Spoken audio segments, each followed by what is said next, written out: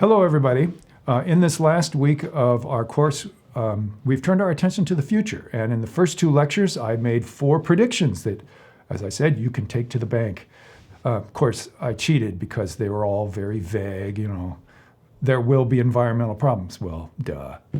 Okay, this is the 5th prediction for your future, and one that many of us are very concerned about and might be a little bit surprising. That is about the global church. But before we can talk about the future, we have to talk about the past. So I have a pretty busy, complicated overhead. So we'll just stick it up there and you get to think about it for a while. I mean, it's just numbers, right? But numbers can tell a story if we think about them. And these numbers happen to come from the World Christian Encyclopedia from 1982. So it's 40 years old.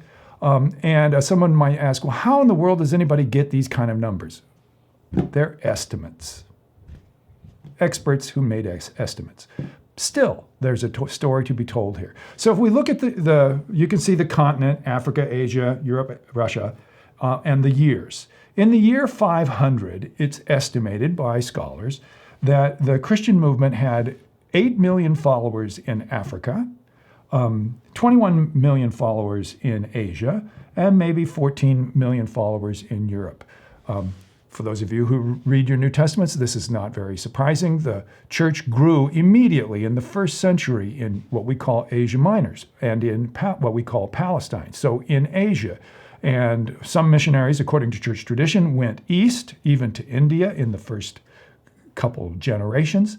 And the story of Acts is the story of how Paul takes the gospel into Europe. So we're not surprised by these numbers. Some people might be a little bit surprised that there are so many Christians in Africa and in this time, but North Africa was a very important part of the Roman Empire, and church leaders like St. Augustine actually lived there. I mean, he was Bishop of Hippo.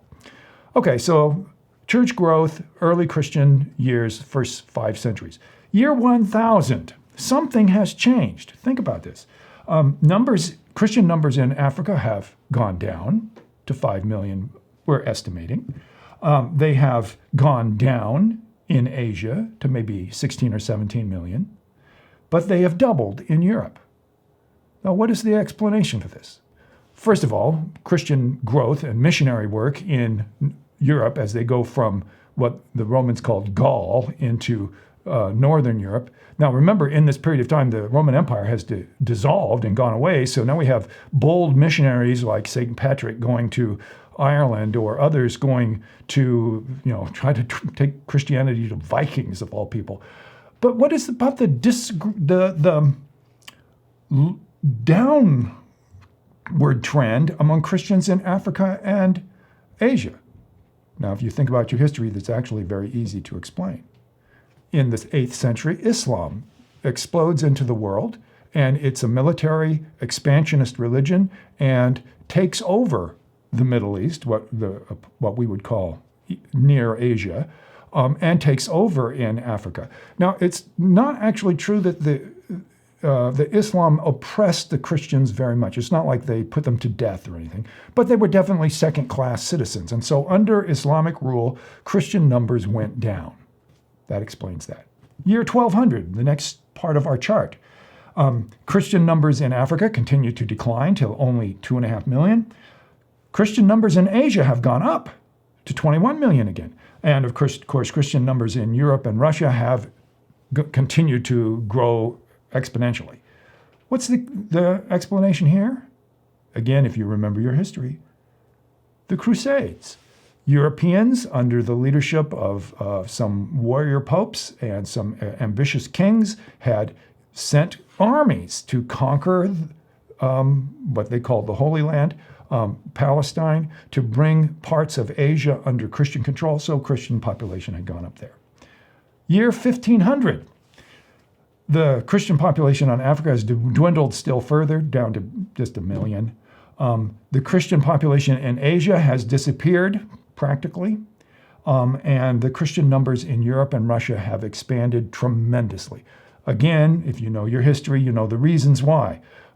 The Crusades only lasted a couple hundred years, and when it was over, the Turks, the Muslims under both in the Ottoman Empire and before then crushed the little Christian kingdoms of the Palestine region, and so there's practically no Christians left. Now, this is an important point in history, and we ought to stop and think about it. In the year 1500 and thereabouts, it is generally true to say that Christianity is a European religion. Now, many people have the idea to this day that Christianity is a European religion. But we've seen from this chart that it wasn't true before this. It was definitely not true in the first 500 years. But at this point of time, it's fair to say that Christianity was a European religion. This is important because of what we learned in grade school. In 1492, Columbus sailed the ocean blue. And why is that important? Because beginning at this time, European governments with their ships and their guns and their steel started conquering the world. So, and they had discovered the New World, and the empires of Europe started spreading to America and Africa and South Asia, and even, as the centuries rolled on, they even took over in China and even in Japan in the 19th century. This is an important part of world history because many people associate Christianity with Europe. We need to look at that more critically. So here's another, even more busy chart. This comes from the U.S. State Department, and again, it's obviously just estimates from experts at the U.S. State Department, and it's 20 years old now. These were estimates that they used in order to guide American policy about really basic things going on in the world. And one of their estimates is about the largest Christian communities, estimating in the year 2025, we've almost reached there, and the year 2050. Now, the numbers are huge, of course, because there have been tremendous worldwide population growth since 1500. So instead of talking about a few dozen millions, now we're talking about hundreds of millions. But notice the chart. No one is going around doing a survey to see if all these estimates are actually correct, if these people really know Jesus and love God. But it's important to get the general story. According to these estimates, the United States will be the leading Christian country in the year 2025. Back in 2000, we had about 225 million Christians in America. The estimate that would be 270 in 2025, and maybe 330 million by the year 2050. Now look at the names of the rest of the countries. Brazil, South America. Mexico, Latin America. Philippines, Asia, Oceania. Nigeria, Africa. Zaire, Africa. Ethiopia, Africa. Finally, we come down the list to Russia. And of course, Russia is not just in Europe, it's spread across half of most of Asia. Then China.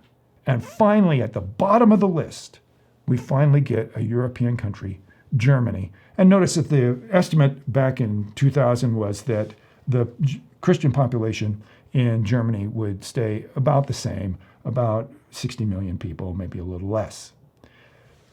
The takeaway from this list of numbers, well, there's a couple takeaways. Christianity has greatly expanded in its numbers by huge amounts. And Christianity has become a global religion. It was not true that Christianity was a European religion in the year 500. It was true, roughly, in the year 1500. But it is definitely not true in the year 2000.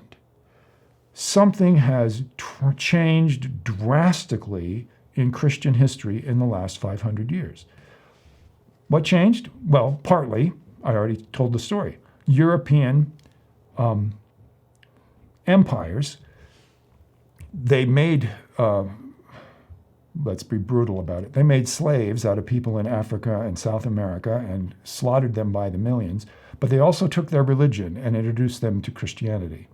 So Christianity spread to these places. That's true. Colonialism helped spread Christianity.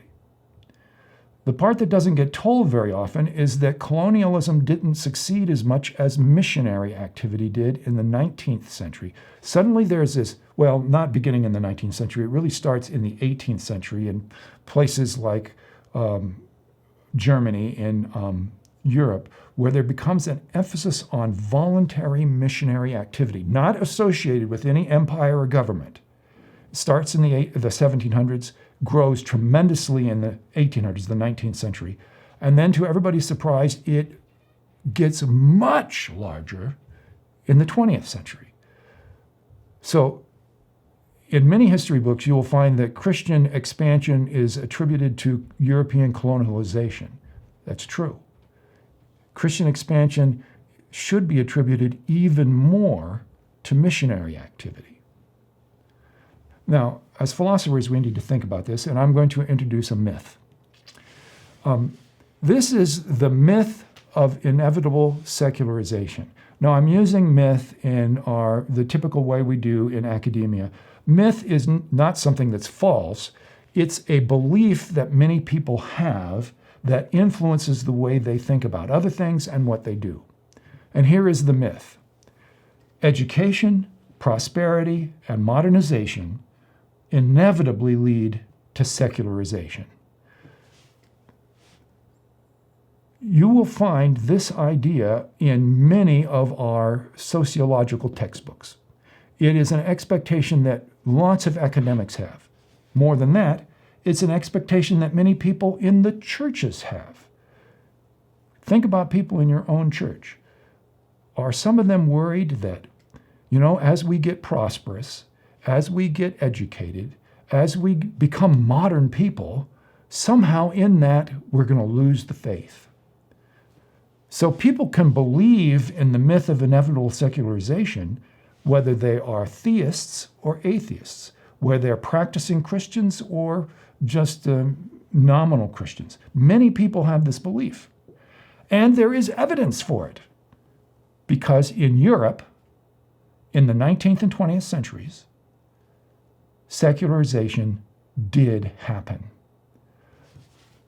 Europe, which was the center of Christianity in 1500, lost most of its Christian, what shall we say, numbers or belief in the 19th and 20th centuries.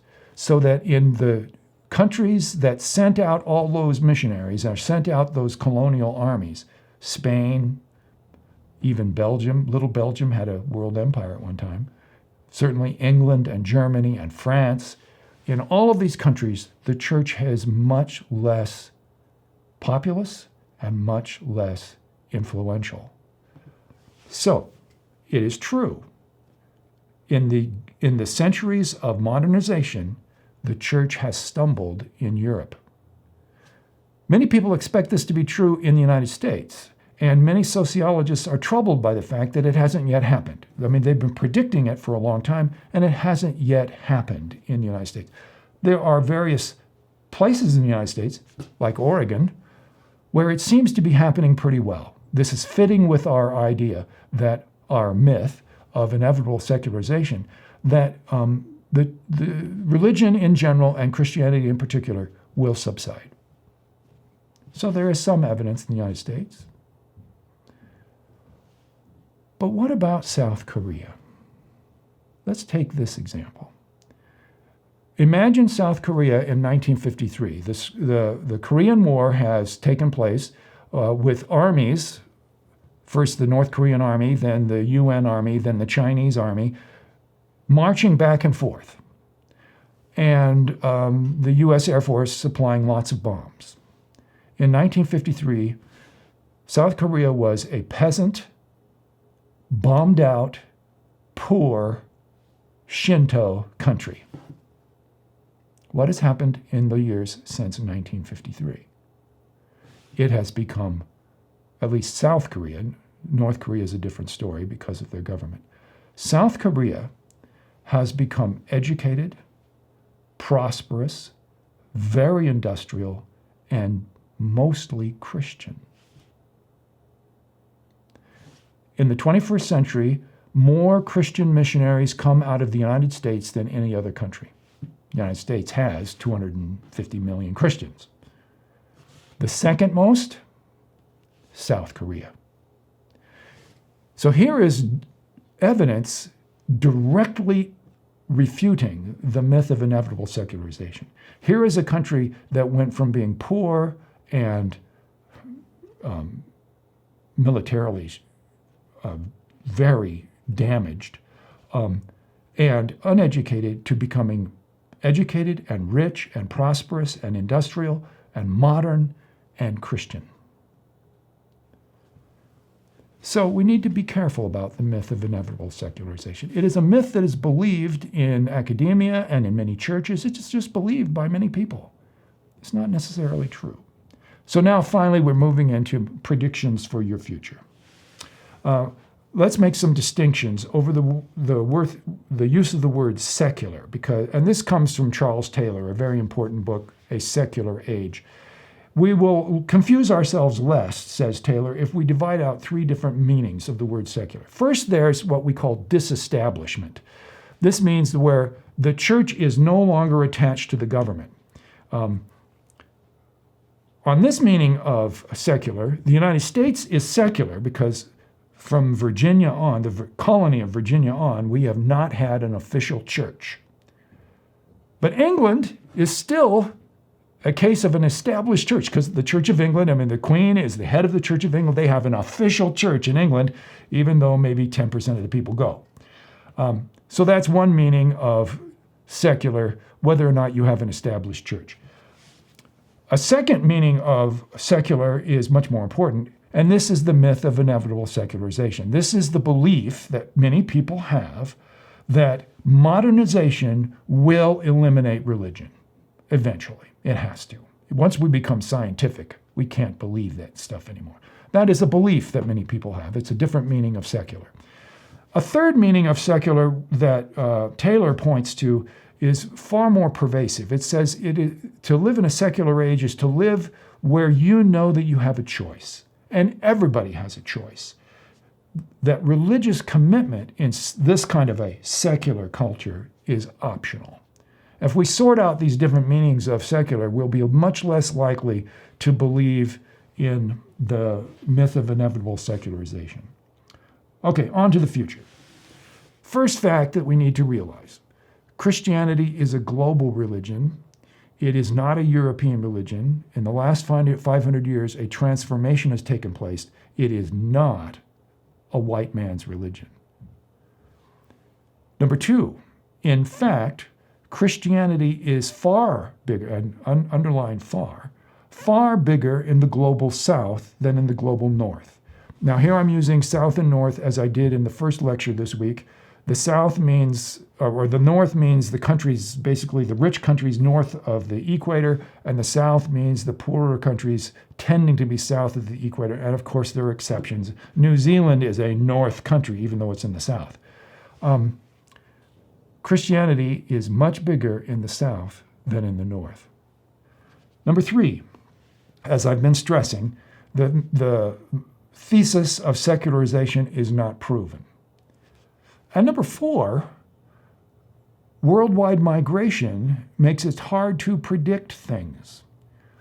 You can go to London today, and some of you will go on Juniors Abroad, and you have a chance to go to London. You can go to London today and go to Church of England churches in London, part of the Anglican Church under the Queen. It's very much a colonial church, right? And you go to church there, and you'll be surrounded by black Africans. What's going on? Well, people in the old British Empire still have Commonwealth ties, and there has been migration from some of these countries like Uganda or Kenya, and they live in London, and they're enthusiastic and many times Pentecostal type Christians. The point here is that migration makes it hard to predict what the future of Christianity will be in any particular place. Number 5, Christianity in the South, in the majority world, appeals to the poor. This is something that Christians in places like Newberg, Oregon need to get used to. We are not, globally speaking, poor, but our brothers and sisters by the millions or scores of millions have questions of poverty. So Southern Christianity has its own questions. What about justice? That is international trade and development. What about healthcare? What about poverty? Some of the best things that we do in our missionary work in the last 200 years have been inventing hospitals and taking care of the needs and trying to speak to the needs of people as they feel them. We have a pope, not me, I'm a Protestant, but there's a symbol in Pope Francis. He is the first pope to come from the southern world. In fact, when I was in the first half of my life, there was an old joke, is the Pope Catholic? Is the Pope Italian? And the answer in both cases is, well, obviously, yes. Every Pope has been Italian for 500 years. In my lifetime, that finally changed when with Pope John Paul II, we had a Polish Pope. And that was politically very important. But now, in your lifetime, for the first time, we have a South American Pope. I use this as a symbol for my question here.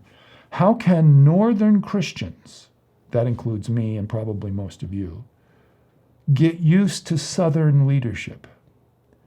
In the Catholic Church worldwide, they have to get used to the idea that the Pope is from South America. He's not from Europe anymore.